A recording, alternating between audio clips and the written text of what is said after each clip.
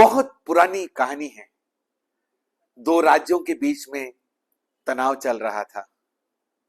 एक राजा अपने मंत्रियों को लेकर बैठक में चर्चा कर रहे थे। इतने में द्वारपाल आए। द्वारपाल आकर कहा, राजा, बाजू के देश से एक दूत आया है। एक बड़े बक्से में कुछ उपहार लाया है। कहते हैं हमारे राजा ने तुम्हारे राजा के लिए भेंट भेजा है। राजा ने कहा, अच्छा, अच्छी बात है। आज तो सारे मंत्री भी यहां पर उपस्थित है।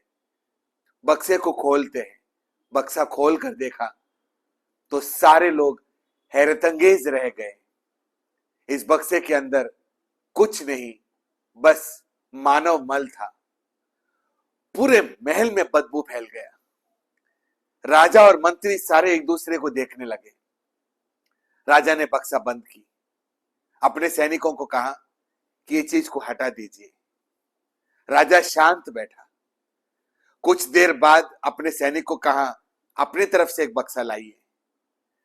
बक्से के अंदर बहुत बड़ा एक डिब्बा रखा। डिब्बे में सोने के सिक्के, खूब सारे धूप, मणि पत्थर उन्होंने भर दिए, लॉक कर दिया और कहा, उसी दूत के हाथ में वापस देकर भेज दीजिए। ये सारा चीज मंत्री देख रहा है।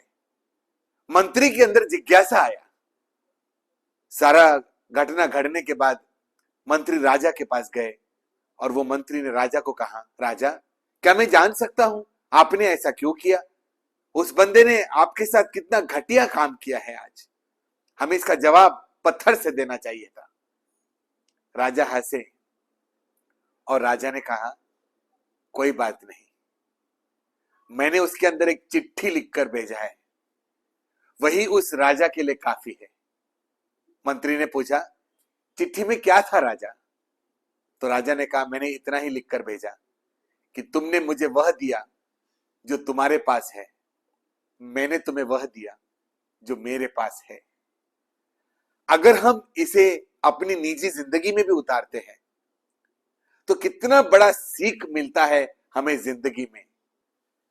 जिसने तुम्हारा अपमान किया वो उसकी मौज, उसे जो ठीक लगा वो उसने किया।